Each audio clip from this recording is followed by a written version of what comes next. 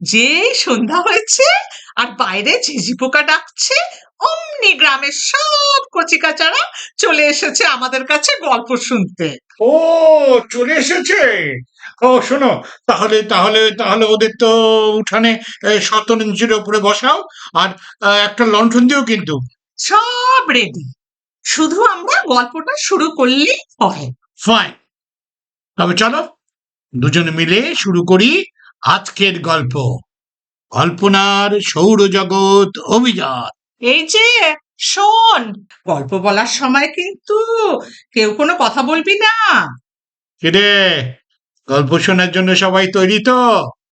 আজ তোদের সৌরজগৎ নিয়ে একটা ছোট্ট গল্প বলবো। অনেক দূরে অসীম আকাশের এক কোণে থাকে এক বিশাল আগুনের গোলা। নাম তার সূর্য। তিনি কখনো ঘুমান না, আলো দেন, তাপ দেন, আর আর চারপাশে ঘুরে বেড়ায় তার সন্তানেরা। আর ছিল ছোট্ট এক রোবট, তার নাম ছিল কল্পনা। সে থাকতো এক মহাকাশ স্টেশনে। একদিন সূর্যই তাকে ডেকে পাঠালেন। কল্পনা, তুমি তো খুব কৌতূহলী, চলো তোমায় আমার সব সন্তানদের সাথে পরিচয় করিয়ে দিই। কল্পনা তো আনন্দে লাফিয়ে উঠলো, সঙ্গে নিল তার ছোট রকেট স্কুটার আর পিঠে এক নোটবুক। পৌঁছে গেল সূর্যের কাছে। এ বাবা, বুঝলো উনি গরম গ্যাসের তৈরি ঝলমলে নক্ষত্র। তখন সূর্য হেসে কল্পনাকে বলল, কল্পনা, তুমি নিশ্চয়ই জানো যে আমি পুরো সৌরজগতের আলো আর শক্তির উৎস। কল্পনা মাথা নাড়লো, তারপর নোটবই বের করে লিখলো, এই যে সূর্য, এটি একটি বিশাল আগুনের বল, আগুনের মতো গরম। গ্রহেরা বা এর সন্তানেরা সবাই এর চারপাশে ঘোরে। এর আলো ও তাপ ছাড়া পৃথিবীতে জীবন কখনো সম্ভবই হতো না। সন্তানদের মধ্যে প্রথম কল্পনাকে সূর্য পরিচয় করিয়ে দিলেন বুধের সাথে। খুব ছোট আর খুব গরম। কল্পনা লিখলো, বুধ বা মার্কারি সবচেয়ে ছোট ও সূর্যের সবচেয়ে কাছের গ্রহ। দিনে প্রচন্ড গরম আর রাতে প্রচন্ড ঠান্ডা। এরপর কল্পনার দেখা হলো শুক্রর সাথে, সুন্দর আর উজ্জ্বল, কিন্তু সে বেশ গরম আর রেগে থাকে। তোরা কি জানিস, এই শুক্র গ্রহকে পৃথিবীর বন গ্রহ বলা হয়, কারণ পৃথিবী আর শুক্রের মধ্যে গঠনগত বড় রকমের মিল রয়েছে। কল্পনা লিখলো, শুক্র বা ভেনাস উজ্জ্বল, সুন্দর, কিন্তু বিষাক্ত পরিবেশ। শোন, এই গ্রহটি যখন সকালের আকাশে উদিত হয় তখন একে শুকতারা বলে, এবং যখন সন্ধ্যার আকাশে উদিত হয় তখন একে সন্ধ্যা তারা বলে ডাকা হয়। শুক্র কিন্তু নিজের অক্ষের উল্টো দিকে ঘোরে।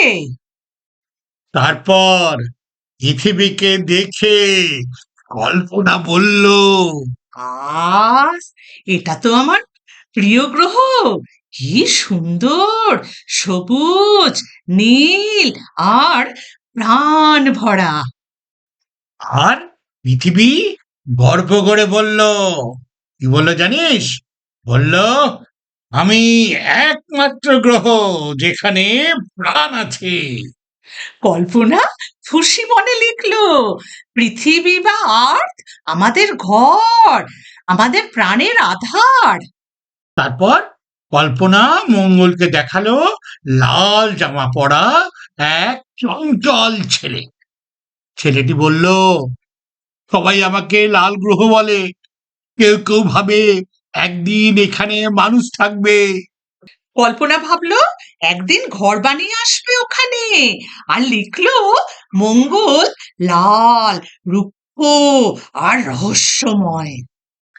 তোরা নিশ্চয়ই জানিস, সবচেয়ে বড় গ্রহ বৃহস্পতি। সে গম্ভীর কিন্তু মজার। কল্পনা লিখলো বৃহস্পতি বা জুপিটার সবচেয়ে বড় গ্রহ।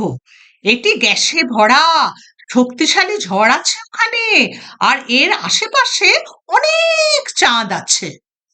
শনি ছিল খুব স্টাইলিশ, তার চারপাশে রিং ছিল।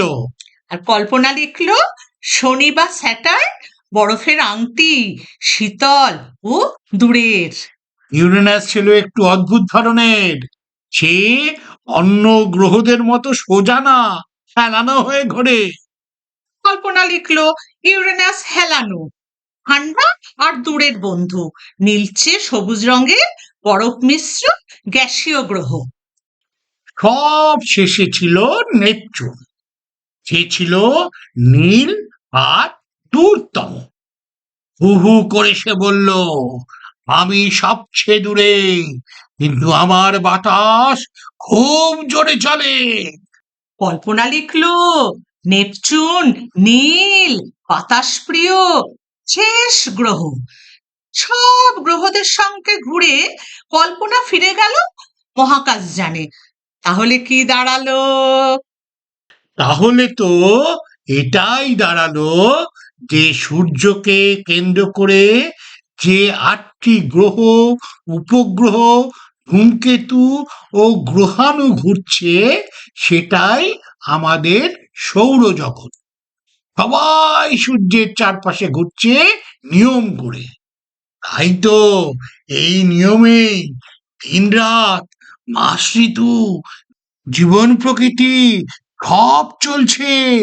সৌরজগৎ আসলে এক সুন্দর ছন্দের নাম। দেখো দেখো, বাচ্চারা কেমন মুগ্ধ হয়ে শুনছে। ওই দেখো, ওরা বলছে আমরাও মহাকাশে ঘুরে আসতে চাই। তবে শোনো, তবে আগে জানতে হবে, বুঝতে হবে, তারপর তো উঠতে পারবে। কালকে আবার আরেকটা গল্প বলবো। এবার তাহলে সবাই বাড়ি যাও।